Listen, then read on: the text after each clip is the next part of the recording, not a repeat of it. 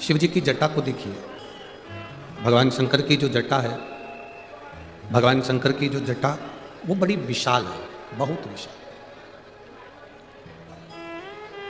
और वो जटा जब विशाल है तो वो उलझ भी है। ऐसा नहीं कि शिव जी की जटा सुलझी हुई होगी। आपने कभी किसी संत का दर्शन करना, किसी साधु का दर्शन करना, जिनकी बहुत विशाल विशाल जटाएं होती हैं।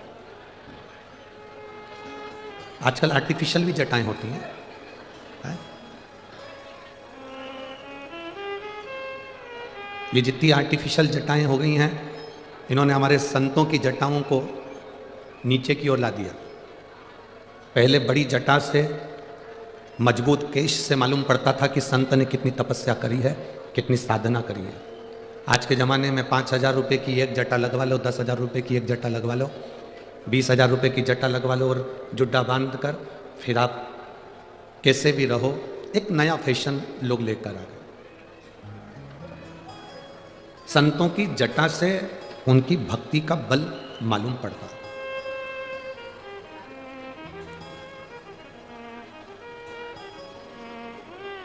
कभी आपने स्मरण करा होगा ब्रज के संत, परम पूज्य संत शिरोमणि संत, संतों के मुकुट मोर कहेंगे हम तो, परम पूज्य श्री राजेंद्र दास जी महाराज जी। सुनिए कथा राजेंद्र दास जी महाराज जी की। परम पूजनीय संत शिरोमणि श्री राजेंद्र दास महाराज जी, उनकी जटा का जब आप दर्शन करेंगे तो उनकी जटा का जब हम दर्शन करते हैं तो वो जटा का जब वो कथा करते हैं व्यासपीठ पर बैठकर, परम पूज्य संत श्री राजेंद्र दास जी महाराज जब व्यासपीठ पे बैठकर कथा का वाचन करते हैं तो उनकी जटा का दर्शन कर कर ऐसा लगता है कि स्वयं शंकर की जटा में से गंगा बह रही है और वो कथा का वाचन कर रही है। अभी ब्रजभूमि में जब कथा थी कौशी कला में, तब परम पूज्य संत शिरोमणि श्री राजेंद्र दास जी महाराज जी के पावन चरणों का दर्शन हुआ और उनसे मिलना हुआ तो ऐसा लगा जैसे कोई शिव की गंगा उनके कंठ से, उनकी वाणी से बह रही। अब आज के ज़माने में तो 2,000, 5,000 रुपये, 10,000 रुपये की जटा लगवा लो, पर संत की जटा के साथ उसका व्यवहार, संत की जटा के साथ में उसका गुण, संत की जटा के साथ में उसकी वाणी बता देती है कि संत कितने उच्च स्वरूप के हैं। अब आज के ज़माने में कोई 5,000 रुपये की एक जटा लगवा लो, 10,000 रुपये की एक जटा लगवा लो और फैशन में तुम कितनी भी जटा लगवा लो, पर वो कहते हैं ना, कौवा को कितना भी नहवा के गोरा कर दो, आखिरी वो काऊ काऊ तो कर ही जाता है। संत की पहचान अलग है, साधु की पहचान अलग है। संत शिरोमणि, संतों के सिरमौर परम पूज्य संत शिरोमणि श्री राजेंद्र दास महाराज जी का जब आप दर्शन करें, कभी टीवी पर उनकी भी कथा आती है और ब्रजरज में जब जाएं तो दर्शन करेंगे मलुक पीठाधीश्वर परम पूज्य राजेंद्र दास महाराज जी। उनकी जटा अपने आप में कहती है कि तप साधना कितनी, भजन कितना, स्मरण कितना।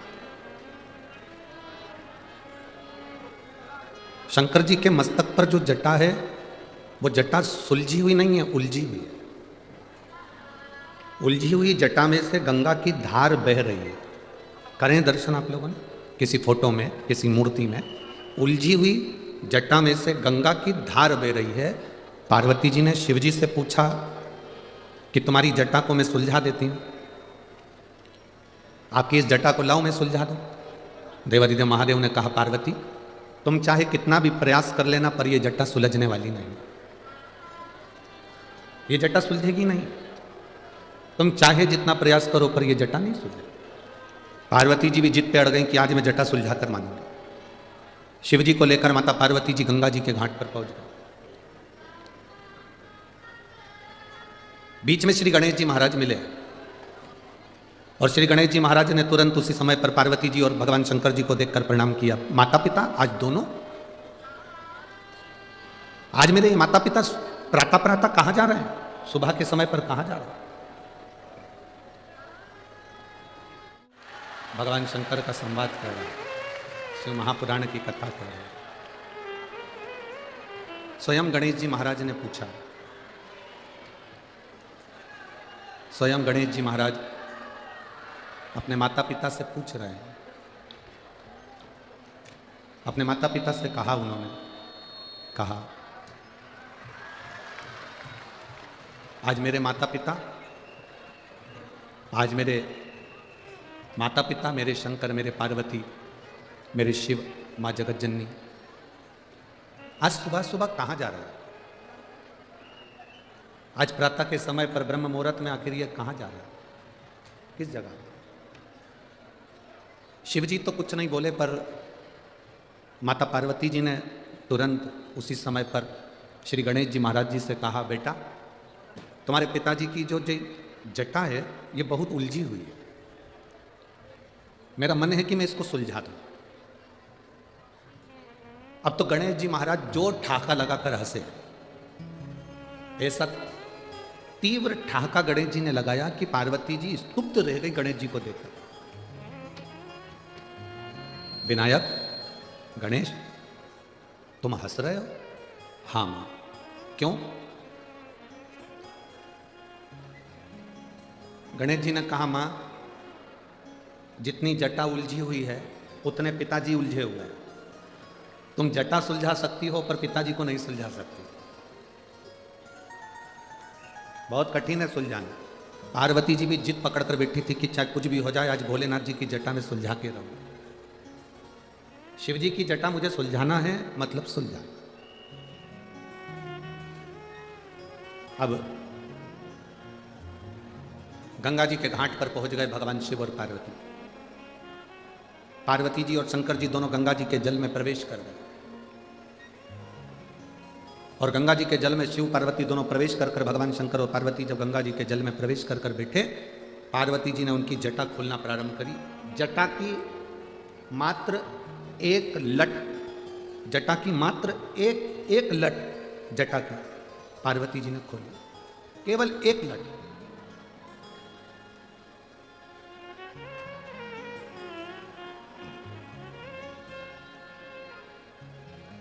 शिव महापुराण की कथा कहती है, लिंग पुराण की कथा कहती है, कूर्म पुराण की कथा कहती है और स्कंद पुराण की कथा कहती है। शिव जी की केवल एक लट को पार्वती जी को सुलझाने में वर्ष लग गए थे। कितना वर्ष लगा था? 1000 वर्ष।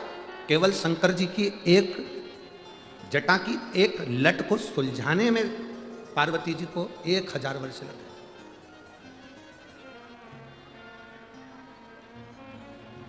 हजार वर्ष निकल गए पर वो लट नहीं सुलझी।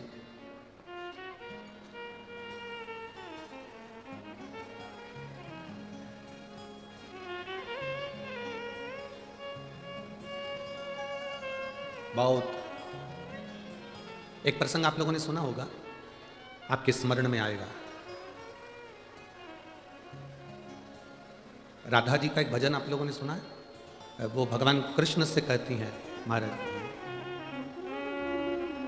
उलझी लट सुलझा जइयो मोहन, मेरे हाथ मेहंदी लगी। उलझी लट सुलझा जइयो मोहन, मेरे हाथ मेहंदी लगी। राधा जी भगवान कृष्ण से कह रही हैं कि मेरी उलझी हुई लट को सुलझा दो, मेरे हाथ में मेहंदी लगी। देवी भागवत पढ़ी आप में से किसी ने? एक बार मौका मिले तो गीता प्रेस गोरखपुर की देवी भागवत पढ़ो, एक बार मौका मिले तो गीता प्रेस गोरखपुर की स्कंद पुराण पढ़ो, एक बार मौका मिले तो गीता प्रेस गोरखपुर की शिव महापुराण को पढ़ो, लिंग पुराण को पढ़ो। उसमें एक संवाद मिलता है कि ये कृष्ण और राधा कौन है।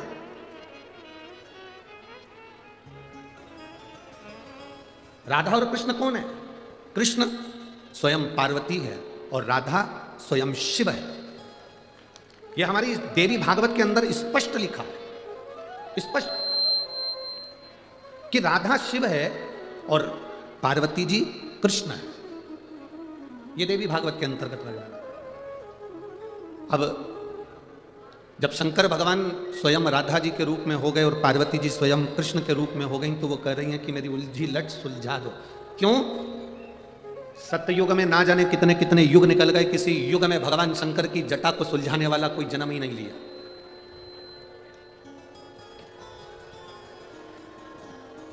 ना जाने कितने कितने युग चले गए, पर शिव जी की जटा सुलझ नहीं पाई। कितने युग, कितने, शंकर भगवान की जटा नहीं सुलझ पाई। सतयुग निकल जाए, त्रेता निकल जाए, द्वापर आ जाए, द्वापर में राधा और कृष्ण के रूप में भी शंकर पार्वती हो गए, तो भी कह रहे हैं कि लट सुलझा के बता दो प्रभु। बहुत कठिन। हजारों वर्ष माता पार्वती जी को शंकर जी की लट को सुलझाने में लग गए, हजारों वर्ष। संत, साधु, गुरुजन, तपस्वी, साधक, उपासक सब हाथ जोड़ जोड़ के निवेदन करते रहे माता पार्वती जी से कि ये महादेव के मस्तक की जो लट है ये सुलझ नहीं सकती। पर पार्वती तो जिद पर अड़ी हुई थी, मुझे तो लट सुलझाना। कभी कभी कोई कोई बात ऐसी होती है जो पति अपनी पत्नी को नहीं बताता, पर पत्नी भी कभी कभी जिद पकड़ कर बैठती है कि मुझे वो बात जरूर बताओ जो तुम्हारी मम्मी ने तुमसे कही। तुम्हें बताना पड़ेगा, तुम्हें कहना पड़ेगा।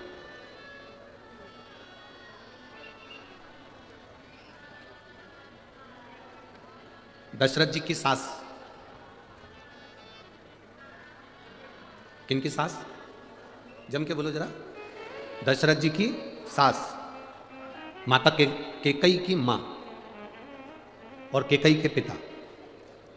केकई नरेश को भगवान शिव का एक वर था। केकई के पिताजी को शंकर जी का दिया हुआ एक वर था कि तुम पशु, पक्षी, जानवर की आवाज सुन सकते हो, समझ सकते हो और जान सकते हो। पक्षी आपस में क्या बात कर रहे हैं ये आप जान सकते हो, पशु आपस में क्या बात कर रहे हैं ये आप जान सकते हो। दशरथ जी के ससुर को शंकर जी का वर था, केकई नरेश।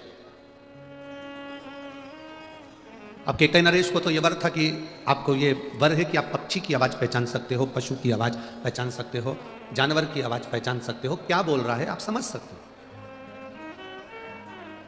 पर केकई नरेश, तुम्हें हमने वर दिया है कि तुम पक्षी की आवाज पहचान जाओगे, पर तुम याद रखना जिस दिन तुमने पक्षी क्या बात कर रहे हैं, पशु क्या बात कर रहे हैं, जानवर क्या बात कर रहे हैं, इस बात को किसी दूसरे को बता दिया तो उसी क्षण तुम्हारे प्राण छूट जाएंगे, उसी क्षण तुम्हें मरना पड़ेगा, उसी क्षण तुम्हारे प्राण चले जाएंगे। केकई नरेश ने कहा ठीक है भोलेनाथ, आप मुझे वर दे दो, मैं पशु पक्षी की आवाज पहचान जाऊंगा। वर दिया, तथास्तु। अब एक बार केकई नरेश अपने छत पर घूम रहे थे, उसी समय पर दो पक्षी एक डाली पर बैठे थे और दोनों आपस में बात कर रहे थे। दो पक्षी आपस में बात कर रहे थे और दोनों पक्षी जब आपस में बात करे तो केकई नरेश को हंसी आ गई। इतनी तेज हंसी केकई नरेश को आई, ऐसी तेज हंसी केकई नरेश को आई कि केकई नरेश हंसते रहे।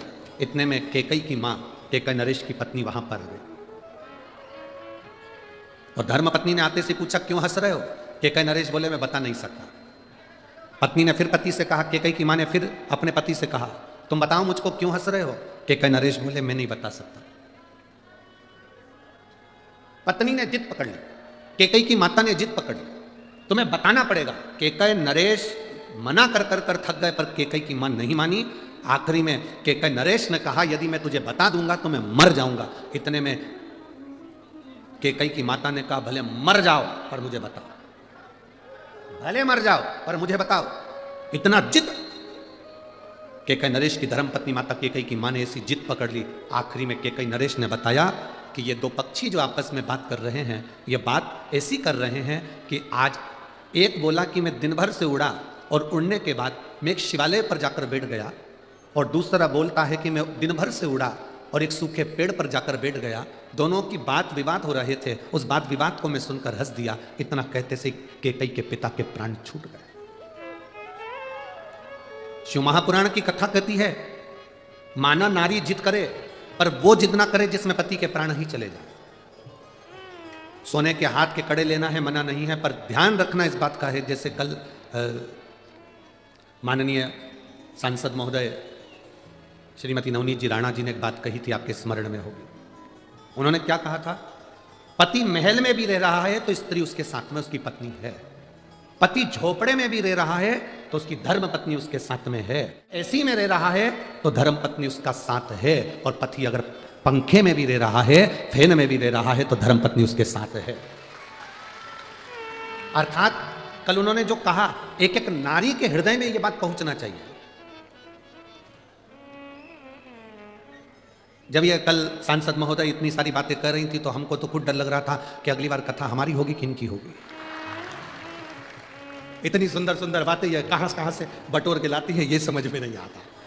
पर हम तो कहते हैं ये गॉड गिफ्ट है, शंकर जी की कुछ कृपा आप पर बनी है, और हम तो कहेंगे स्वयं अशोक सुंदरी के रूप में, शिव की बेटी के रूप में आप हो, तो वो भगवान शिव ही आपको दे देते हैं। आपको भले दुनिया के लोग नवनीत जी राणा कहें, पर हमारी दृष्टि में तो आप शंकर की बेटी अशोक सुंदरी ही हो।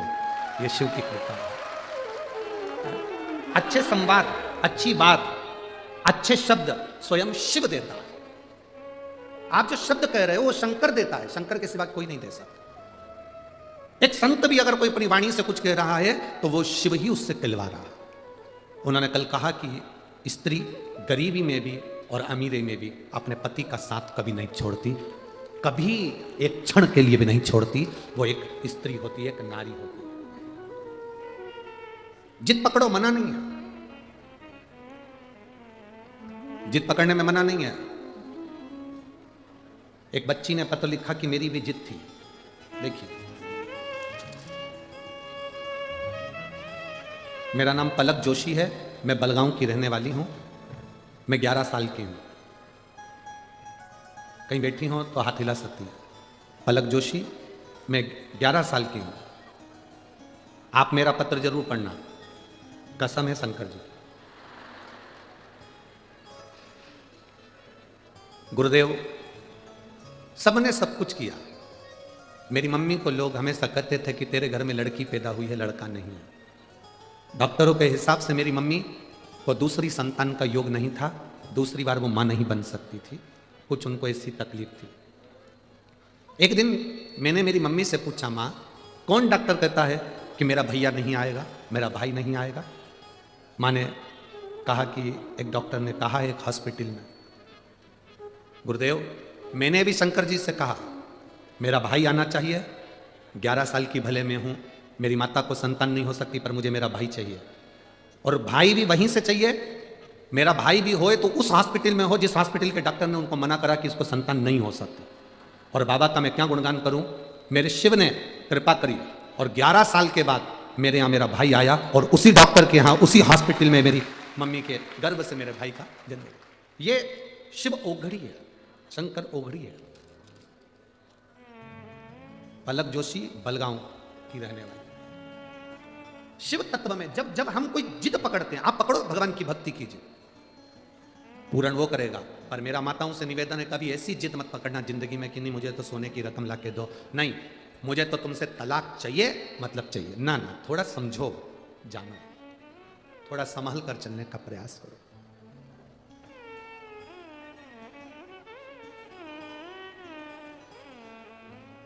थोड़ा संभल कर चलने का प्रयास करो।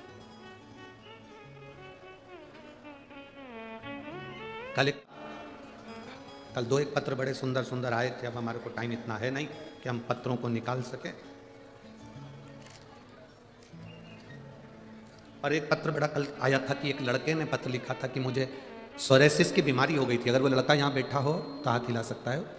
कहीं चांदूर बाजार का वो लड़का है, चांदूर बाजार यहाँ से पास में होना चाहिए शायद, तो चांदूर बाजार का वो लड़का है, उसका नाम तो हमारे स्मरण में नहीं। उसने लिखा कि मेरे शरीर पर सोरेसिस की बीमारी हो गई थी, मेरे शरीर की पूरी फुकड़ियाँ निकलती थी, पूरी खाल निकलती थी शरीर की। मेरी शादी हो गई, उसके बाद यह बीमारी हुई, और बीमारी होने के बाद में ये योग बन गया कि मेरे साथ में मेरी अर्धांगिनी भी मेरे साथ रहना नहीं चाहती थी। दो एक पत्र बड़े सुंदर आए कल। दो पत्रों में एक पत्र तो ये चांदूर बाजार के लड़के का था, और एक पत्र एक महिला ने लिखा था माननीय सांसद जी और विधायक जी के लिए। पत्र वो भी बड़ा सुंदर था।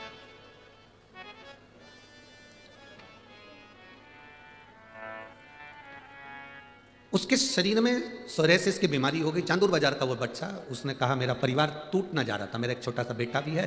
पत्नी उसको लेकर चली गई और अपने गांव पहुंच गई और अब वो आना नहीं चाहती। उसने पत्र में लिखा, गुरुजी 4 साल से मुझे जो बीमारी थी, मैंने भी शंकर के चरणारविंद का स्मरण करा, शिव जी को बेलपत्र चढ़ाना प्रारंभ करा और जल पीना प्रारंभ करा। शंकर जी के मंदिर में झाड़ू पोछा लगा देता, उसी झाड़ू पोछे को लगाकर पोछे को धो लेता, पोछा पूरा साफ हो जाता, उसी पोछे के पानी में बाल्टी में डालकर मंदिर के बाहर ही मैं स्नान कर लेता। मैंने भी सोच लिया था, शंकर जी आपका पूरा परिवार है तो मेरा परिवार कैसे टूटने दोगे, मेरे परिवार को वापिस लाना आपकी जवाबदारी।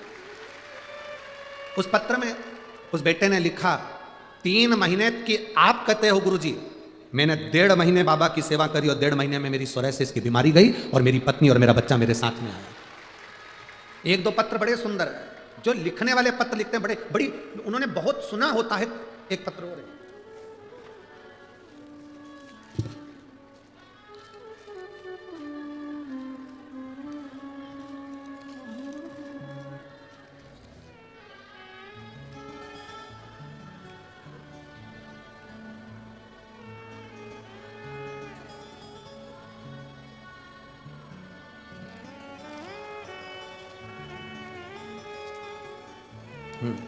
सो मनीषा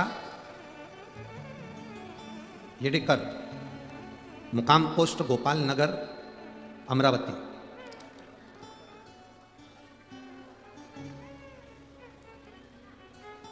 कहीं बेटी है क्या? आप ही हैं? इन्होंने पत्र लिखा है, गुरुजी ये मेरे मन की बात और मेरे पूरी सहेलियों की बात में लिख रही हूं। आपने एक कथा में कहा था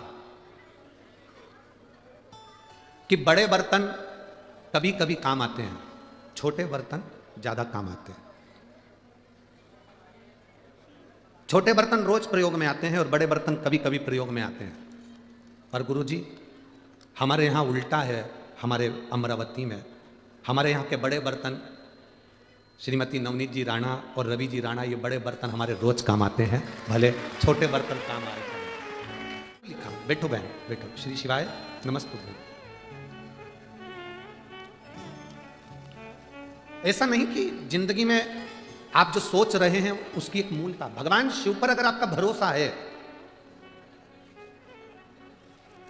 भगवान शिव पर अगर आपका विश्वास है, भगवान शंकर पर यदि आपकी दृढ़ता है, तो बीमारी कैसी भी हो, मेरा शिव उस बीमारी को काटने की सामर्थ्यता रखता है, क्योंकि वो कालों का भी काल महाकाल है। कैसी भी। एक बच्चे का पत्र है, देखिए, उस बच्चे के शरीर में पूरी चमड़ी लाल और सफ़ेद पड़ गई और पूरा बच्चा पूर्ण तरह से चर्म रोग से ग्रसित हो गया। उस बच्चे का फोटो आप टीवी चैनल के माध्यम से आस्था पर आप देख सकते हैं, एलईडीओं पर देख सकते हैं। उसकी पूरी चमड़ी खराब हो गई, पूरी चमड़ी, बड़े बड़े सफ़ेद चट्टे हो गए, पूरा शरीर उसका चर्म रोग से ग्रसित हो गया। डॉक्टर के हिसाब से ये वो बीमारी हो गई कि वो चलती रहे, दवाई खाते रहो ठीक होते रहो। मेरा नाम सुषमा बसंत खंडेलवाल है, मेरा मोबाइल नंबर ये है। मैं सेंदू जरना घाट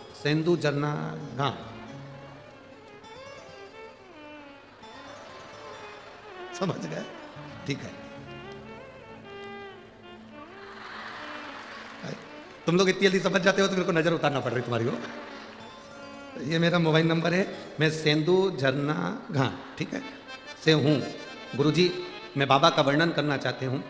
मेरे बच्चे के शरीर का पूरा शरीर बेकार हो चुका था, पूरा शरीर सफेद सफेद से पूरे शरीर पर बच्चे के, कभी लाल चमड़ी हो जा रही, कभी सफेद। परेशान हो गए। डॉक्टर के हिसाब से ये बीमारी लंबी चलती है और उम्मीद नहीं रहती कि ये बीमारी ठीक हो, चर्म रोग। पर सीहोर गए, रुद्राक्ष लाए, तांबे के कलश में गलाया, शिव जी को चढ़ाकर उसके शरीर पर पहुंचा, 2 बूंद उसके मुख में दिया। शंकर जी के मंदिर में नित्य जाकर दिया लगाना, बेलपत्री के पेड़ के नीचे दिया लगाना और वहां से थोड़ी सी मिट्टी लाकर शरीर पर लगाना। डॉक्टर के हिसाब से यह बीमारी बहुत लंबी थी। 4 महीने के अंदर मेरी बच्चा ठीक हो गया। मैं बाबा को यहां प्रणाम करने आया। यह शिव तत्व है, ओ घड़ी शंभु। भले आप भटकोगे थोड़ा बहुत, पर यदि शंकर की कथा आपकी जिंदगी में आई है तो आप सही मंजिल तक पहुंच भी जाओगे, पहुंचोगे।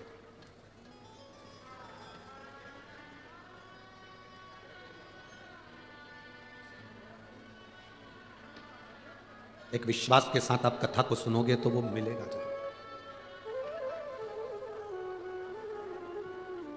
शिव महापुराण की कथा कर रही है पार्वती जी, शिव जी की एक लट सुलझाने में उनको 1 साल लग गया। ऐसी जिद कभी मत पकड़ना जिस जिद के अंतर्गत आपको तकलीफ आ जाए, परिवार तकलीफ में आ जाए। सोने का कड़ा, सोने की चैन, अच्छी साड़ी, अच्छे पर्दे, अच्छे मकान, अच्छी गाड़ी, अच्छा बंगला, अच्छा फ्लैट, इसकी जिद ना पकड़कर ये देखो कि मेरा पति मेहनत कर रहा है, उसके साथ कदम से कदम मिलाकर मैं भी मेहनत कर सकूं और जब बाबा चाहेगा तब अच्छा हम प्राप्त कर सकें। जिद पकड़कर नहीं, जिद पकड़कर नहीं। पार्वती जी एक लट को सुलझाने में 1000 वर्ष माता पार्वती जी के चले गए, लट नहीं सुलझी। पार्वती जी समझ गई कि ये लट सुलझने वाली नहीं है। शिव जी ने उस लट को वापस बांध लिया। शंकर भगवान ने जब लट को बांधा, शंकर जी ने पार्वती उसी समय पर तुरंत उठाया और उठाकर सीधे अमरनाथ की गुफा में ले गए और अमरनाथ की गुफा में जो पार्वती जी को ज्ञान दिया पार्वती जी जान गई। शंकर भगवान का सबसे पहला अमर गुफा में जो ज्ञान था वो ज्ञान था कि पार्वती जैसी मेरी जटा उलझी हुई है और इसको कोई सुलझा नहीं सकता, पर इस उलझी हुई जटा में से गंगा की धार दिन रात बह रही है। उसी तरह जैसे जटा उलझी है उसी तरह पृथ्वी पर जन्म लेने वाला प्रत्येक मनुष्य संसार में उलझा रहेगा, पर गंगा की धार जैसी उसकी भक्ति निर्मल बहती रहना चाहिए। ऐसा संसार में कौन जन्मा जिसको दुख नहीं है? सब दुखी है। पत्नियां दुखी हैं, घर में गैस की टंकी नहीं है। पति दुखी है, गैस बहुत बन रही है। कौन दुखी नहीं है? पत्नी काय के लिए दुखी है? बोलो, जम के बोलो जरा। घर में गैस की टंकी नहीं है और पति क्यों दुखी है? गैस बहुत बन रही है। दुख किसको नहीं है?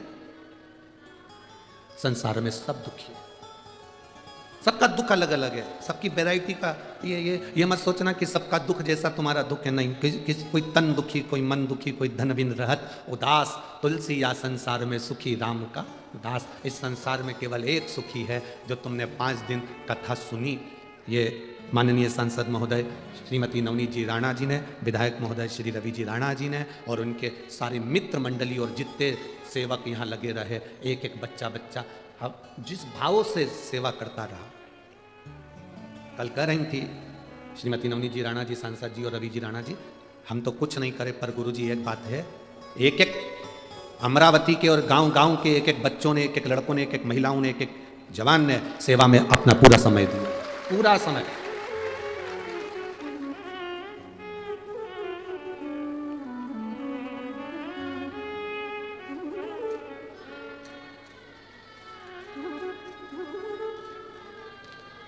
कल आशीष के पास अगर वो वीडियो हो तो जरूर आस्था चैनल पर दिखाना। जो वनी से प्रशासनिक लोग आए थे कल व्यवस्थाएं देखने के लिए, क्योंकि वनी में कथा है जनवरी एंड से 2 फरवरी तक, 27 जनवरी से 2 फरवरी तक। उसमें किसी प्रशासनिक अधिकारियों ने कहा कि महाराज कथा में कह रहे हैं कि शंकर सांसद महोदय के लिए उन्होंने कहा कि भोजन ऐसा लगता है कि शिव पाते हैं, शिव खाते हैं, ऐसा भोजन बन रहा है। चलो अपन भी जरा एक बार भंडारे का भोजन कर कर आते हैं। कथा सुनकर वो भंडारे का भोजन करने गए। और मैं कहूँगा आशीष, अगर आपके पास वो वीडियो हो तो जरूर उसको आस्था चैनल पर डालें या अपनी फेसबुक आईडी से उसको डलवाएं। जब वो भोजन करने के लिए गए, प्रशासनिक अधिकारी बनी से आए हुए, तो भोजन भंडारे में जो उनकी थाली में रोटी आई, उस रोटी को आप लोगों ने, कई लोगों ने देखा भी होगा, उस रोटी पर जितनी रोटी उस अधिकारी की थाली में आ रही थी, सब पे ओम बना हुआ आ रहा था। प्रत्येक रोटी पर, प्रत्येक रोटी पर ओम था। अब बनाने वाली कितनी माताएं बैठी है? आप लोग गए हो भंडारे में दर्शन करने के लिए? बनाने कितनी माताएं बैठी है और कितने चूल्हे जल रहे हैं और कितनी तवे रखाए गए हैं। 130 भट्टियों पर भोजन बन रहा है और 8 लाख 9 लाख व्यक्ति रोज का भोजन कर रहा है। प्रतिदिन का भोजन 8 से 9 लाख व्यक्ति भोजन कर रहा है प्रतिदिन। इतना भोजन उसकी कदम था।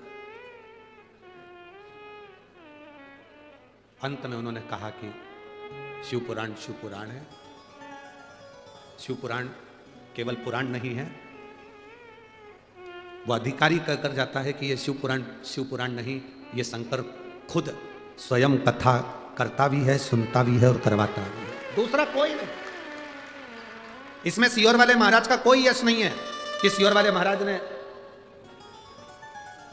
वो दिखा दो एलईडी पर, टीवी पर, दोनों पर। एलईडी पर चालू होता है, एलईडी पर भी दिखा।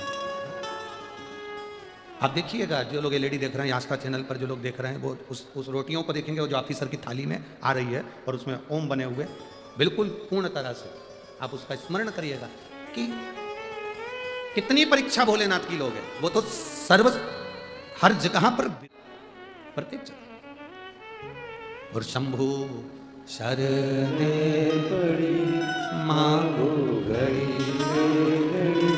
दुख काटो, दया करी न दर्शन आपो, दया करी न दर्शन आपो। शंभु शरण पड़ी मांगो घड़ी रे घड़ी दुख काटो, दया करी न दर्शन आपो। एक विश्वास दृढ़ हो, विश्वास की दृढ़ता, विश्वास की मूलता। शिव कथा कर रहे, भगवान शंकर की पवित्र कथा कर रहे। पार्वती, अमर गुफा में शिवजी ने पार्वती को अपनी जटा का रहस्य बता दिया कि ये जटा जो उलझी है, संसार में ऐसा कोई मनुष्य नहीं जिसके जीवन में दुख नहीं, उलझन नहीं। सबकी उलझन अलग अलग है, सबका दुख अलग अलग है, सबकी तकलीफें अलग अलग है, सबका कष्ट अलग है। और जब सबकी उलझन अलग है, सबका कष्ट अलग है, सबका दुख अलग है, सबका दर्द अलग है,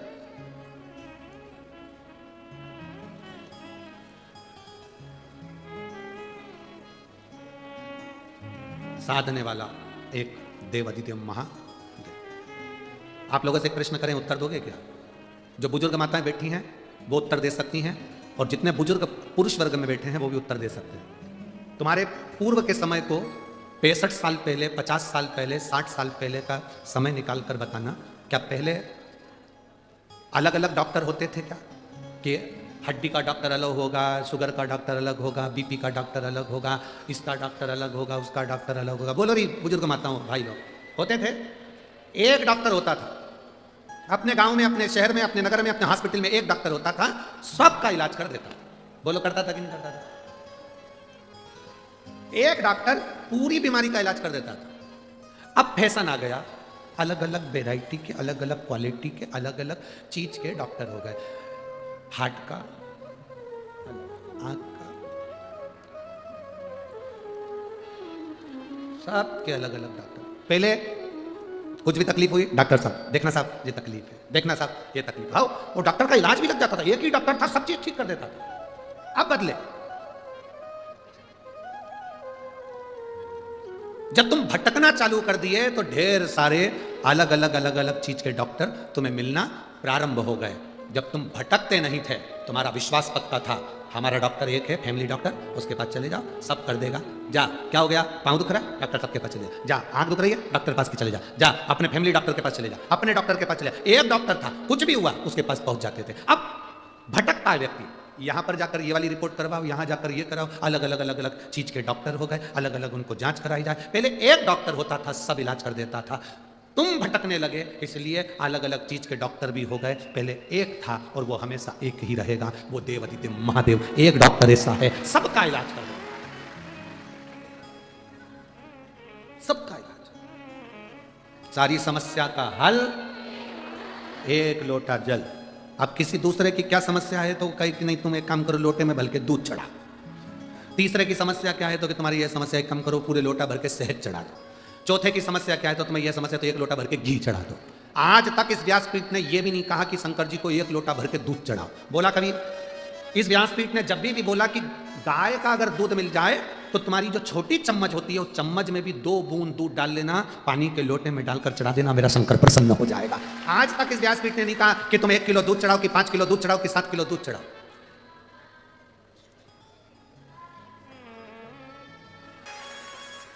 जेठानी कहेगी तुम्हारी मम्मी ठीक नहीं है, लड़ाई होगी, कोई कहेगा तुम्हारे पिता ठीक नहीं है, तुम्हारे पिताजी दिन भर गुस्सा करते, क्रोध करते, लड़ाई करते, झगड़ा करते, ये करते, पर अपने माता पिता को दुनिया कुछ भी कहे, अपने माता पिता का आदर हमें करना है।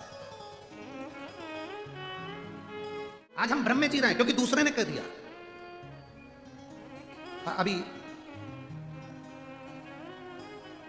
अभी नया साल चालू होगा, जोकर बनोगे तुम सब।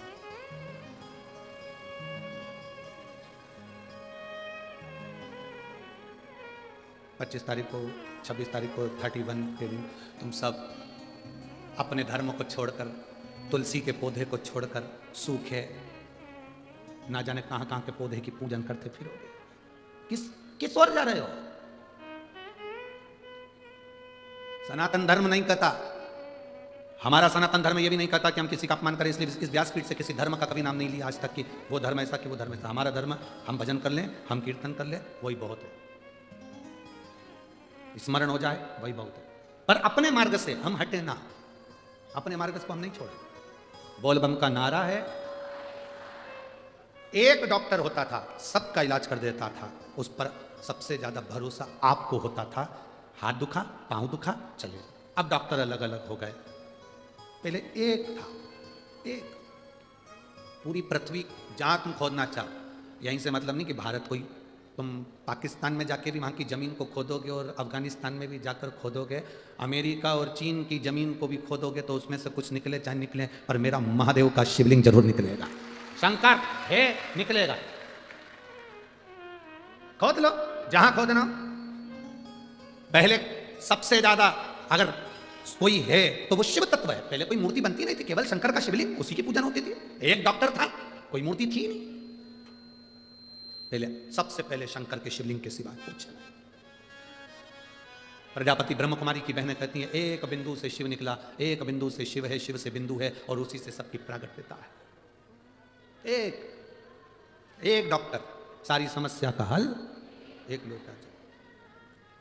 अगर समस्या का हल एक लोटा जल नहीं होता तो इतने इतने लेटर, इतने इतने पत्र, ये तो आज के हैं। अभी 5 दिन के जब आरती होगी तब हम ऊपर रखेंगे आप स्मरण। और जिसको संशय हो, इन पत्रों में मोबाइल नंबर है, एड्रेस है, सब कुछ है, जाओ पता करो। उसके घर भी जाना जो मर चुका था और 5 बजे जिसका अंतिम संस्कार होने वाला था, उसका भी एड्रेस है, उसका भी फोन नंबर है, हमने टीवी पर भी बोला।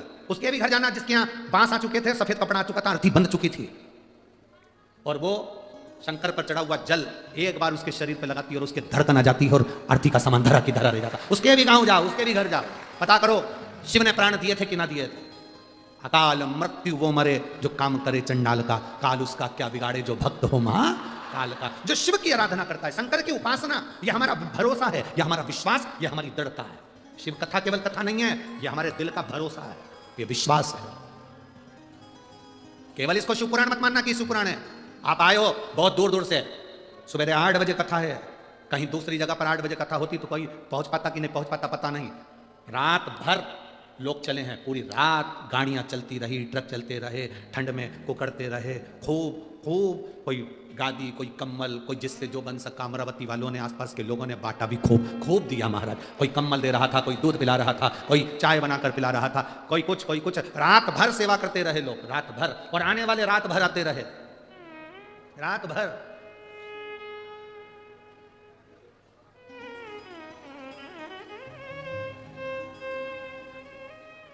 शिव पुराण नहीं है ये शिव से मिलन है, शिव से मिलन। ट्रेन को पकड़ना है तो रेलवे स्टेशन, ट्रेन तुम्हारे घर तक आएगी क्या? गाड़ी आ सकती है, बस आ सकती है। तुम कह दो मेरे 5 करोड़ रुपए डोनेशन देती हूं और ट्रेन मेरे घर तक आए, आएगी? गाड़ी आ सकती है, बस आ सकती है, वीआईपी गाड़ी आ सकती है, ऐसी गाड़ी आ सकती है, तुम बोलो तो ट्रक भी जो खड़ा करना चाहो तुम्हारे घर पर जाए, पर ट्रेन नहीं आए। ट्रेन को पकड़ने के लिए रेलवे स्टेशन जाना पड़ेगा। हवाई जहाज को पकड़ना है तो एयरपोर्ट जाना पड़ेगा। हेलीकॉप्टर कहीं पे भी उतर सकता है। हम हेलीकॉप्टर की बात नहीं कर रहे, हम हवाई जहाज की बात कर रहे हैं। हम कार की बात नहीं कर रहे, हम बस की बात नहीं कर रहे, हम ट्रेन की बात कर रहे हैं। हवाई जहाज को पकड़ना है तो एयरपोर्ट जाना पड़ेगा, ट्रेन को पकड़ना है तो स्टेशन जाना पड़ेगा, और महादेव को पकड़ना है तो शिवपुराण में आना पड़ेगा। पकड़ में आ जाए, पकड़ में, वो तुरंत पकड़ में आ जाता है। जिसने एक बार शिव महापुराण की कथा सुन ली, धारण कर ली, बस उसके भीतर वो शिव तत्व आ गया। शिव तत्व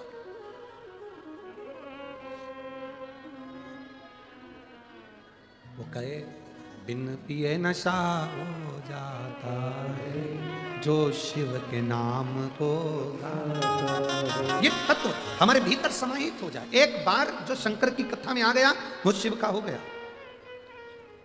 आप लोगों को अगर कोई लालच भी देना, ये मैं दिल से कह रहा हूं, अगर कोई तुमको कहे कि हम तुमको 500 रुपए देंगे, तुम सवेरे रात भर चल के सवेरे 4-5 बजे 8 बजे यहां पहुंचो, तुम एक नहीं आओगी, मेरी गारंटी है। एक इतनी ठंड,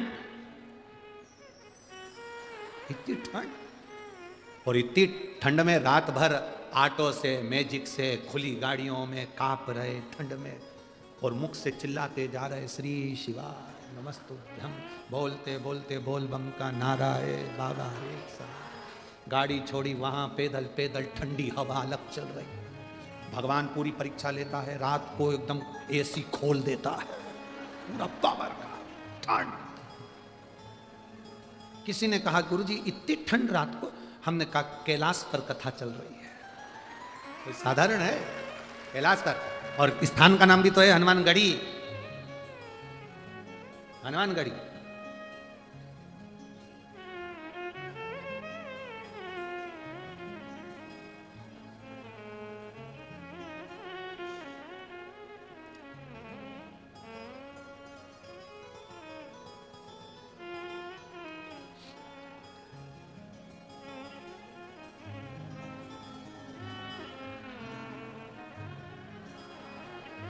स्थान का नाम है हनुमान।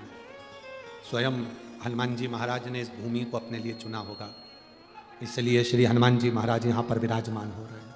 उन्होंने खुद चुना होगा इस जगह को, इसीलिए विराज। शिव तत्व को जाना, शंकर की अविरल भक्ति को पहचाना, शिव भक्ति। और जिस दिन तुम शिव भक्ति को जान गए, जिस दिन तुम शंकर भगवान की भक्ति को जान गए, उस दिन तुम्हारी जीवन की सार्थकता। कथा में आए हो तो यह मत सोचना कि कथा सुनने आए, यहां तो तुम शंकर को पकड़ने आए हो। और अब तुम्हें 10 डॉक्टर के पास जाने की जरूरत नहीं पड़ेगी, एक ही डॉक्टर मिल गया। कौन? देवाधिदेव महादेव। दुख आया, एक लोटा उठाया, शिव जी को जल चढ़ाया। दिल से चढ़ाना, दिखावे से नहीं। ये सोचना छोड़ दो कि कौन तुमको देख रहा है, कौन क्या बोलेगा। आग लगे बस्ती में, अपन रहो मस्ती में। क्या किसको रोई है? चादर तान के सोई है। जितने लोग तुमको आड़ा टेढ़ा बोले, तुम उतनी जोरदार खजूर वाली चोटी बनाओ, धीरे धीरे गुद गुद के बनाओ। जो जितना बोले नहीं, तुम उतनी। एक सास ने बहू से कहा, बेटा नहीं बहू आई थी तो बहू से कहा, देखो एक एक रोटी अच्छे से सेकना हो। बहू ने पूड़ी बनाई, एक एक पूड़ी अच्छे से तलना हो। समोसा बनाया, एक एक समोसा अच्छे से बनाना हो। दाल बीन रही, एक एक दाल अच्छे से बीनना हो। बहू परेशान हो गई, सुबह नहाने के लिए बाथरूम में चली गई, 1 बजे तक नहीं निकली। दोपहर में 1 बजे तक नहीं निकली। सास ने कहा, बेटा बाहर निकल। क्यों? अंदर बैठी है। मम्मी शैम्पू कर रही हूं। तो इतनी देर हो गई, एक एक बाल में कर रही हूं, एक एक बाल। सास ने दूसरी बार बोलना बंद कर दिया कि एक एक समोसा अच्छे से तल। अब बोलती एक साथ तल, एक एक मत तल, एक साथ तल। अब कहो तो क्या कहो, तो ये नहीं, 10 जगह पर नहीं जाएंगे हम शंकर शिव की कथा में आए हो तो बाबा को पकड़ने के लिए आए हो। 10 तरह का नहीं, 1 तरह का। बस लोटा उठाया और जल लेकर शिव जी के मंदिर में पहुंच गए। दिल से उससे कह दिया, बहुत तकलीफ है, अंदर से बहुत दुखी हूं बाबा, मैं बहुत दुखी हूं बाबा। हे बाबा, पर एक बात तो कहूं ना मेरे बाबा, तूने जब से हाथ पकड़ा है ना, मुझे पीछे रखने की जरूरत नहीं पड़ी बाबा, तू पकड़ कर रखा है। कहा और कहे दरबार है भोले का, भोले दर्द मिटाते हैं।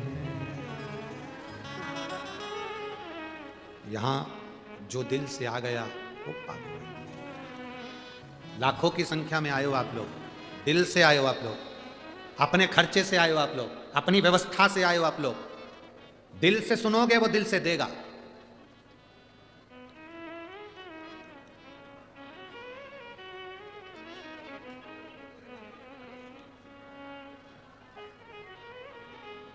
दिल से देगा वो।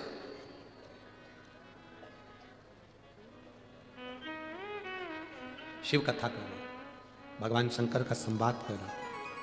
पार्वती, संसार की उलझन मेरी जटा की तरह है, जो सुलझ नहीं सकती, पर उसके अंदर से गंगा की धार बह रही है। पार्वती, भक्ति की जो धार दिन रात बह सकती है, उस धार को बांध। भजन भक्ति का भाव। और जब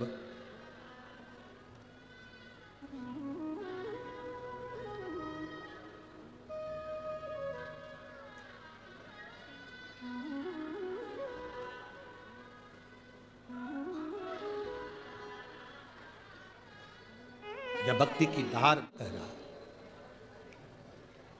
संसार उलझन है, सुलझने का रास्ता केवल एक देव अधिदेव महादेव में है। किसी ने कहा छीन लूं तुझे दुनिया से, ये मेरी बस की बात नहीं। छीन लूं तुझे दुनिया से, ये मेरी बस की बात नहीं। मेरे दिल में तू बसता है मेरे महादेव, कोई मेरे दिल से तुझे निकाल दे, ये किसी के बस की बात नहीं। इसकी सामर्थ्यता जब आपके हृदय में शिव बैठ जाए, शंभु, ओघड़ी, शंकर, जब आपकी चित्त वृत्ति में बैठ जाए, किस्मत और हालात एक साथ बदलता है मेरा महादेव। किस्मत भी बदल देता है और हालात भी बदल देता है। बस तुम्हारे हाथ में एक लोटा जल होना चाहिए, दोनों बदल दे, दोनों। एक पत्र अभी हमने पढ़ा, उसमें अर्चना अशोक श्रीवास, तेलाहरा जिला अकोला की रहने वाली है। कहीं बैठी हो तो हाथ हिला सकती हैं। अर्चना अशोक श्रीवास, तेलाहरा जिला अकोला, मेरा मोबाइल नंबर ये है। कहीं बैठी हो तो हाथ हिला सकती हैं। दिख गई? हाथ हिलाओ। बच्चा लाई है क्या? देखिए, लाई है, लिया आओ। लाई बच्चा, लाई है तो लिया। एक लाइन इन्होंने बहुत अच्छी लिखी है, कब से खड़ी हूं झोली पसार भोले बाबा, सुन ले पुकार। शिव जी की महिमा का मैं क्या गुणगान करूं गुरुदेव, आप लोग पत्र साथ में पढ़ सकते हैं। मेरी शादी को 15 साल हो गए थे, संतान नहीं थी। ऐसा कोई डॉक्टर नहीं जिसको हमने नहीं दिखाया, मुंबई तक इलाज करवाया, पर संतान का सुख नहीं हुआ। पहली बार आपकी कथा 2022 में मई के महीने में श्रवण करी। हम बाबा का क्या गुणगान करें गुरुदेव। 2022 में जब कथा सुनना प्रारंभ करी तो पहली बार सफेद आंकड़े की जड़ का प्रयोग करा। 15 साल से औलाद नहीं थी, सफेद आंकड़े की जड़ का प्रयोग करा। प्रयोग करने के बाद गुरुदेव, मेरे पेट में मुझे तकलीफ हुई। हमें लगा कि गर्भ ठहर गया। समय निकला, हम डॉक्टर को दिखाने के लिए गए। उस समय पर मेरे पशुपतिनाथ के व्रत भी चल रहे थे। डॉक्टर के हिसाब से आज तक मेरे गर्भ नहीं ठहरा था, पर डॉक्टर के हिसाब से जब मैंने जांच कराई गर्भ की, तो मेरे गर्भ में, मेरे बच्चादानी के अंतर्गत गर्भाशय में एक गठान हो गई। गुरुदेव, हमने तो सोचा था कि बच्चा होगा, पर गठान हो गई। गांठ होने के बाद डॉक्टर ने कहा ये गांठ बहुत बड़ी है, इसकी जांच के लिए भी जाएगी और इसका ऑपरेशन भी बहुत जरूरी है। जब गांठ का ऑपरेशन करने लगे तो मेरे पति से कागज पर सिग्नेचर करवा लिया कि इसका जो गर्भाशय है, बच्चादानी पूरी सड़ चुकी है, इस बच्चेदानी को ही निकालना पड़ेगा। गर्भाशय की बच्चेदानी को निकालना पड़ेगा। मेरे पति की आंख में आंसू आ गए। कि बच्चादानी ही निकल जाएगी तो बच्चा कैसे होगा, परंतु डॉक्टर ने कहा कि इस स्त्री पर बन जाएगी, आपकी पत्नी पर बन जाएगी, बच्चादानी निकलवाओ। तब बच्चादानी को निकलवा दिया गया, गर्भाशय पूरा बाहर निकाल दिया गया। गुरुदेव अब तो बच्चे होने के चांस भी चलेगा। मैं बाबा के मंदिर में जाकर खूब रोई कि बाबा ये तूने क्या कर दिया, पर आप कहते हो कि भरोसा पूरा रखना। मैंने भरोसा पूरा रखा। 4 महीने बीते, 4 महीने बाद मैं फिर ठीक हुई और बाबा के मंदिर जाने लगी। मेरा गर्भाशय नहीं था, बच्चेदानी नहीं थी, पर शंकर तो शंकर है ना बाबा।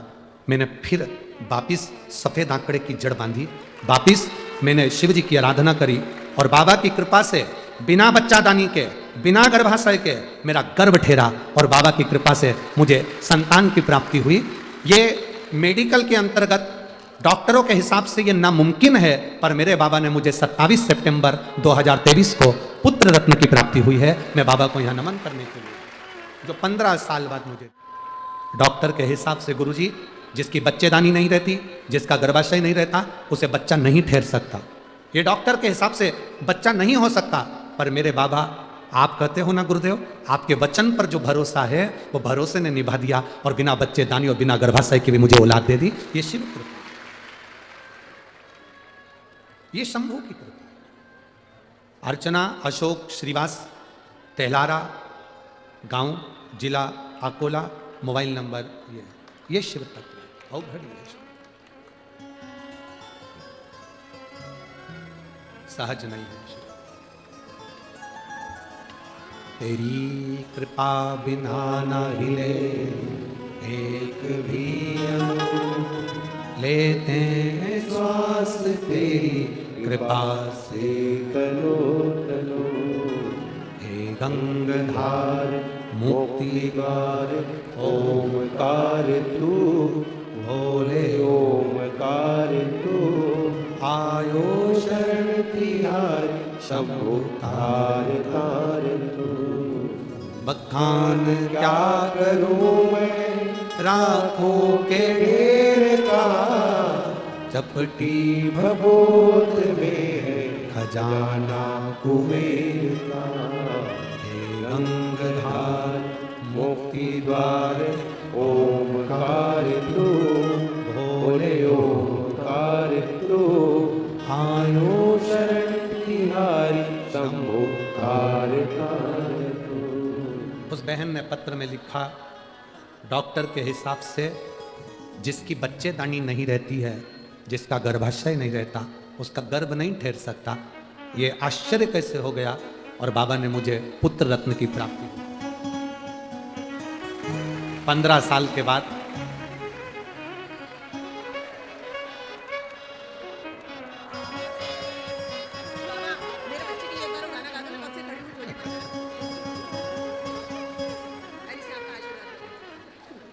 श्री शिवाय।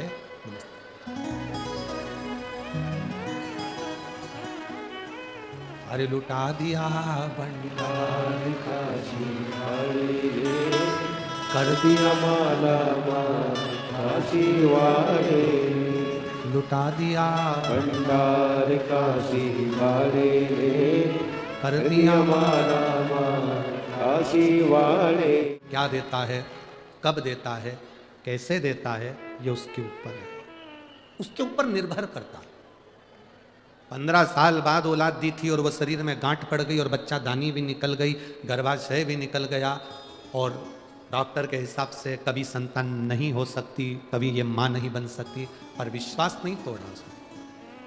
शंकर के वो क्या बोली, शिव के मंदिर जाती रही, एक लोटा जल चढ़ाती रही और कहती रही बच्चा दानी भले निकल गई हो, पर तू तो सबकी झोली भरता है। जब तू 25 साल 30 साल वालों को औलाद दे सकता है तो मेरे तो 15 साल हुए। सियोर वाला महाराज कहता है बंजर भूमि में भी तू फूल खिला देता है, मेरा गर्भाशय नहीं और बच्चेदानी नहीं तो क्या मुझे औलाद नहीं हो देता है। उसकी कृपा होती है, मिलता क्या ना दे, ये उसकी करुणा है, ये उसकी उदार है, उसकी उदार। और खाली ना जाता कोई दर से तुम्हारे, खाली न जाता कोई दर से तुम्हारे, मैं भी खड़ा हो के बाहर बसाए, अपने हृदय से लगा लो गिरा जा रहा हो उठा लो। इस व्यासपीठ ने देखा है, मैं माननीय सांसद महोदय जी से कहूँगा, विधायक जी से कहूँगा, श्रीमती नवनीत जी राणा जी से, श्री रवि जी राणा जी से कहूँगा, इन नेत्रों ने देखा है और इस व्यासपीठ ने देखा है, जिस जिस नगर में, जिस जिस गांव में, जिस जिस खेड़े में कुबेरेश्वर बाबा कथा करने के लिए आया है, उस गांव को, उस नगर को पीछे पलट कर देखने की जरूरत नहीं पड़ी। बाबा ने खजाना लुटा दिया। क्या देता है वो, कैसे देता है वो, उसके ऊपर निर्भर। जो दिन में नहीं आ सकता वो रात में शिव महापुराण का दर्शन करने जा सकता है। भूमि को नमन करने जाओ, पर तुम्हारे क्षेत्र में, तुम्हारे नगर में शिव महापुराण की जब कुबेर भंडारी की कथा, जब कुबेरेश्वर बाबा किसी रूप में कथा को भाव के साथ लेकर आए, एक बार उसका दर्शन, एक बार उसका दीदार जरूर करना और झोली पसार कर एक बार उसको नमन कर कर कहना जरूर। वो इतना दे देता है कि लोग 4 महीने के अंदर अगली कथा में पहुंचकर अपना पत्र पहुंचा, इतना देता।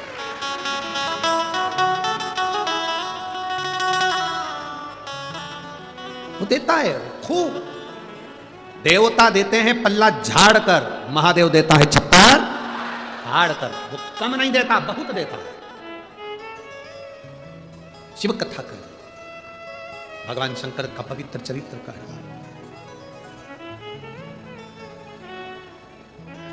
किस्मत, हालात शिव बदल सकते। एक देवाधिदेव महादेव, एक घर के माता पिता। एक देवाधिदेव महादेव और एक घर के माता पिता, ये हमारी जिंदगी को सार्थक करने वाले। जिस मां ने तुमको 9 महीना पेट में रखा, जिस मां ने 3 साल अपनी गोद में रखा, जिस मां ने पूरी जिंदगी तुमको अपने दिल में रखा, उस मां को कभी घर से बाहर मत निकालना, कभी घर से बाहर। जो मां तुम्हें 9 महीना, जो मां 9 महीने तुम्हें पेट में रखती है, 3 साल उसको गोदी में रखती है, जिंदगी भर दिल में रखती है, उस माता पिता को कभी ठोकर ना दीजिए, कभी बाहर ना निकालिए। उसने दुआ करी है तुम्हारे लिए, उसने प्रार्थना करी है तुम्हारे लिए।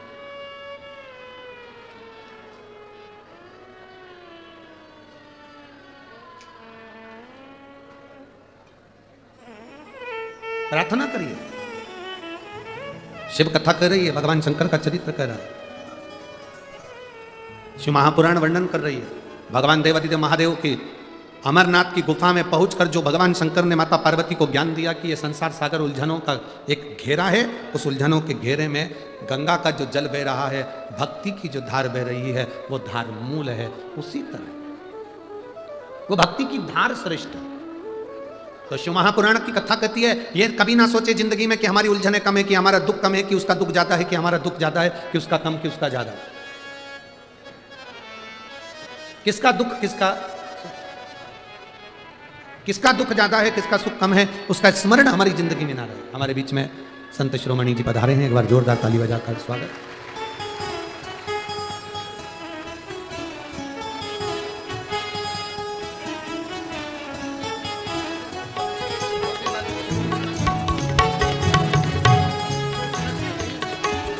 हमारे बीच में स्वामी जी श्री जितेंद्र महाराज जी महाराज पधारे हैं, एक बार जोरदार ताली बजाकर स्वागत।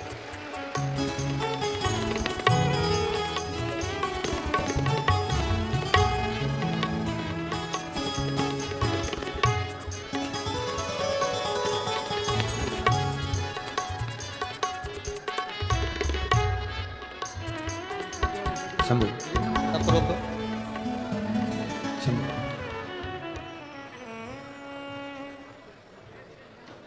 एक जीवन का एक आनंद, जीवन का एक अर्थ,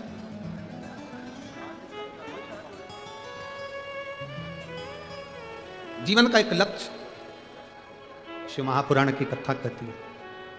ऐसा कौन जिसके जीवन में उलझने नहीं, सब उलझनों से घिरे हुए, उलझनों से ग्रसित। अब उन उलझनों में शिव जी कह रहे हैं कि जैसे गंगा बहती है, उन उलझनों में भी एक राह होती है, एक मार्ग होता है, जिस मार्ग को भक्ति का मार्ग कहते हैं। कौन सा मार्ग कहते हैं? भक्ति का। एक भक्ति का मार्ग होता है, वो भक्ति का मार्ग मूल मार्ग है। जिस भक्ति के पथ पर चलकर, जिस भक्ति के मार्ग पर चलकर हम अपने जीवन की सार्थकता को सिद्ध कर सकते।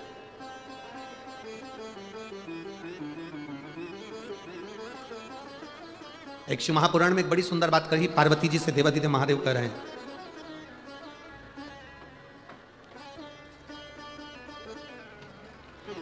पार्वती जी से देवादिदेव महादेव कह रहे हैं, हम अपने भीतर के दोष को, हम अपने भीतर के पाप को, हम अपने भीतर के कपट को, हम अपने भीतर के छल को, हम अपने भीतर की बेईमानी को, हम अपने भीतर के प्रपंच को, हम अपने भीतर के अहंकार को, काम को, आसक्ति को, तृष्णा को जिस दिन स्वयं देख लेंगे, उस दिन हम शिव के बिल्कुल करीब पहुंच जाएंगे। हम अपने भीतर की आसक्ति को, हम अपने भीतर के अहंकार को, हम अपने भीतर की वासनाओं को, तृष्णाओं को देख नहीं पाते, हम दूसरे में देखते हैं।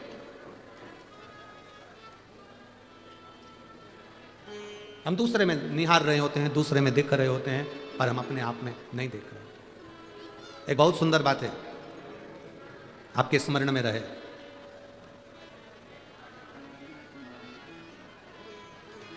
किसी व्यक्ति ने क्या कहा, हम उस पर स्मरण, उस पर ध्यान ज्यादा देते हैं, पर किसको क्या बोल गए वो हमारे स्मरण में नहीं होता।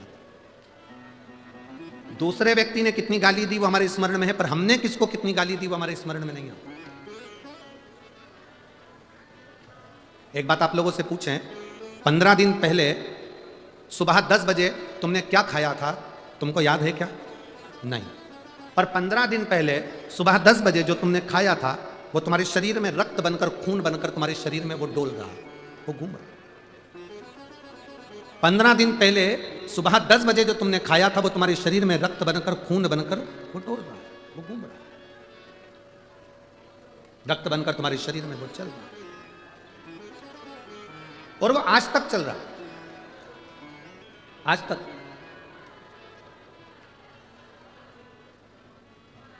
जो 15 दिन पहले तुमने खाया वो तुम्हारे शरीर में रक्त बनकर आज तक चल रहा है, पर तुम्हारे स्मरण में नहीं आया। उसी तरह हम जब किसी के लिए गलत विचार लेकर आ जाते हैं, गलत सोच लेकर आ जाते हैं, गलत वाणी लेकर आ जाते हैं, गलत शब्द लेकर आ जाते हैं, वो भी हमारे शरीर में दिन रात चलता ही रहता है, दिन रात चलता रहता है और उससे हमारे जीवन में कहीं ना कहीं तकलीफ का अनुभव होता ही।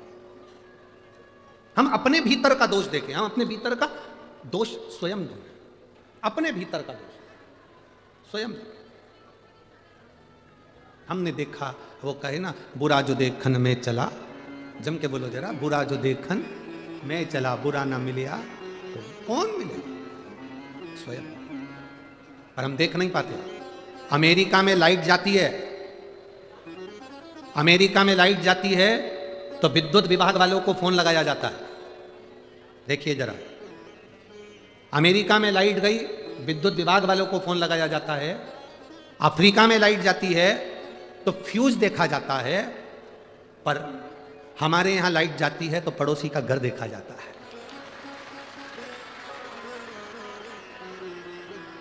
देखते कि नहीं देखते?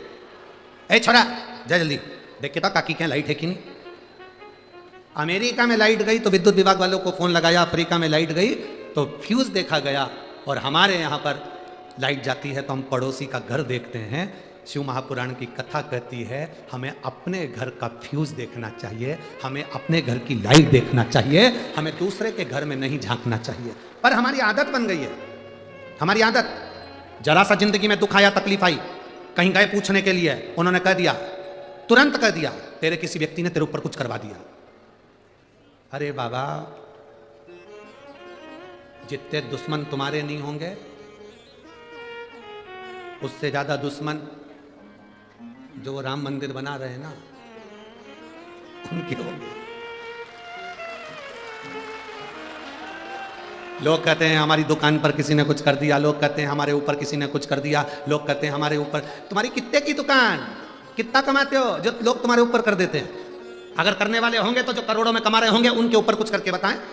बहुत कठिन है कि कोई कुछ करेगा, आपकी मेहनत के आगे, आपकी लगन के आगे, आपके कर्म के आगे कोई कुछ नहीं कर सकता। आप आगे बढ़ सकते हो और वो दम, वो मेहनत, वो तुम्हारे भीतर है, वो बल तुम्हारे अंदर है, वो तुम्हारे भीतर है। पार्वती जी शिव जी को बोली और शंकर भगवान ने उनको ज्ञान उपदेश दिया। बड़ा सुंदर उपदेश देने के बाद भगवान देवादिदेव महादेव चंचुला देवी से कहकर बड़े भाव के साथ, आनंद के साथ, सुंदर आनंदमय 12 ज्योतिर्लिंग का चरित्र स्मरण कराते हैं।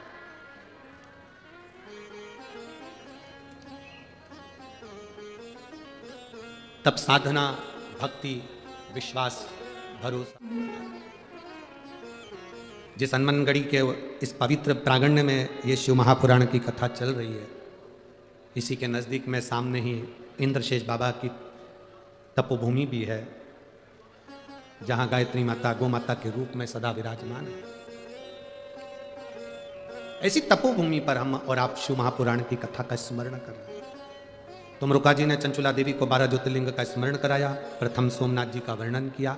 चंद्रदेव को काया का रोग होता है, उस काया के रोग से मुक्ति के लिए शिव की आराधना करते हैं, काया के रोग से मुक्त होते हैं। देवताओं पर भी अगर तकलीफ आई है तो उन्होंने शंकर की भक्ति करी है।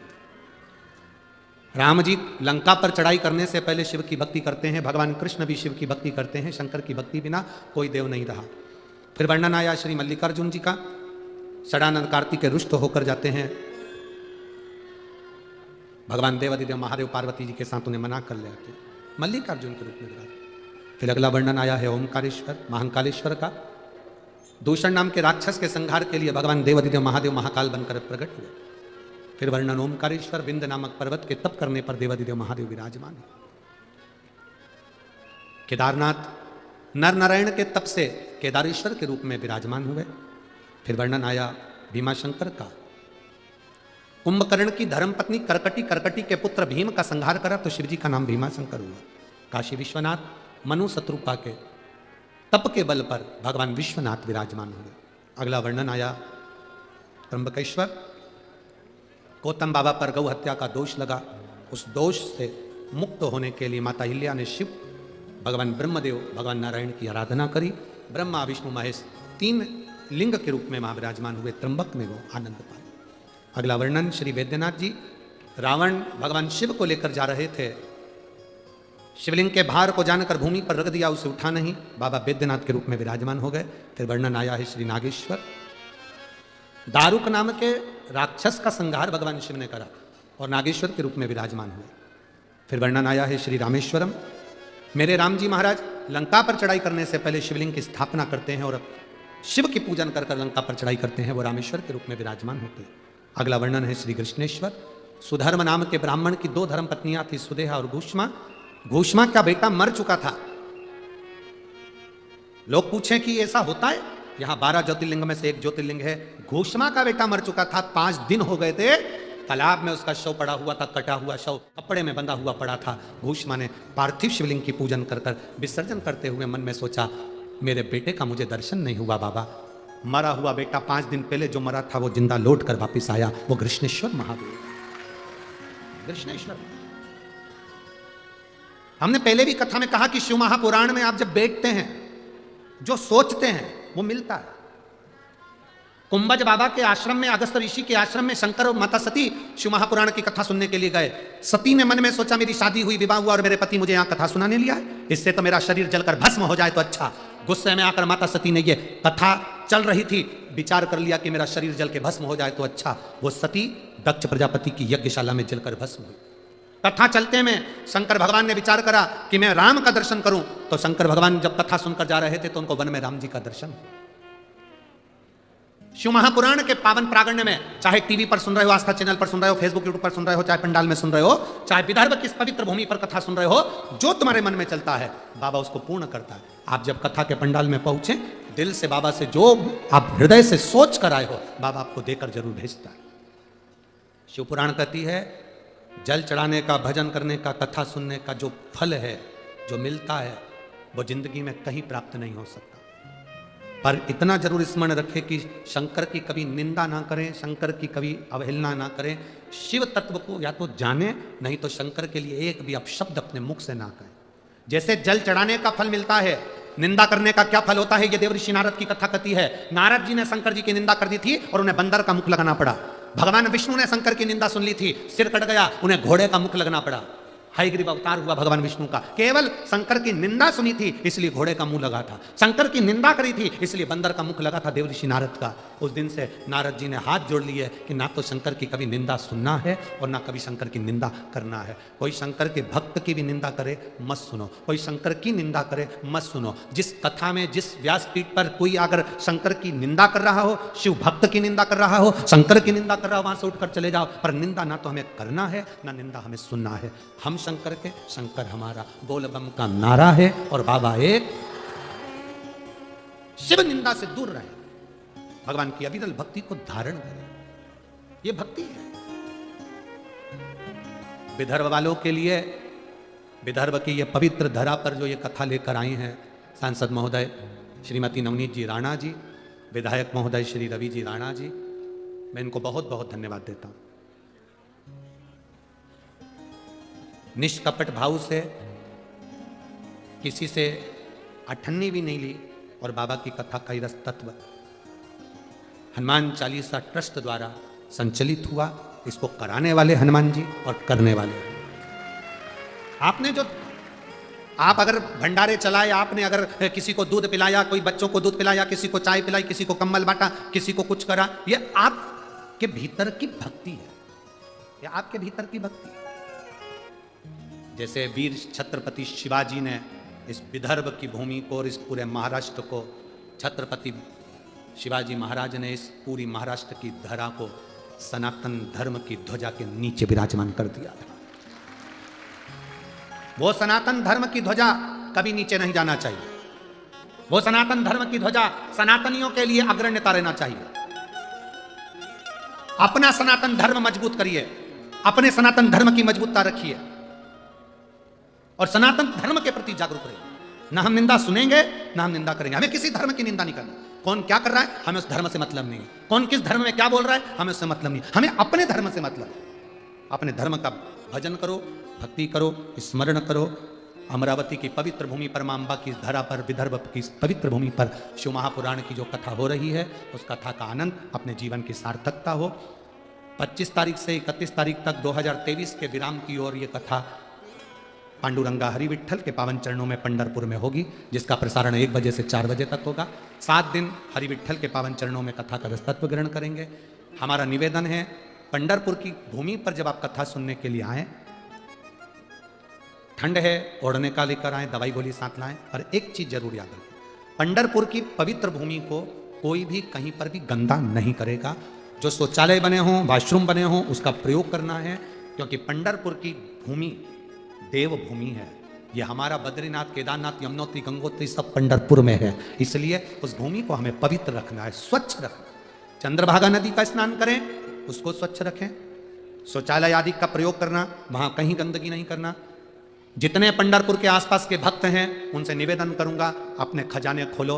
और शंकर, जैसे शंकर जी जब हरि विट्ठल से मिलने के लिए आए थे तो हरि विट्ठल पूरा महल छोड़कर शंकर जी को अपने सिर पर बिठाकर अंदर ले गए थे। ऐसी शिव महापुराण की कथा पूरे पंढरपुर वालों की कथा है। इसको अपने स्मरण में रखकर इस कथा का लाभ लेना। सेवा करो, खूब करो, कथा सुनो, दिल से हरि विट्ठल का गुणगान करो।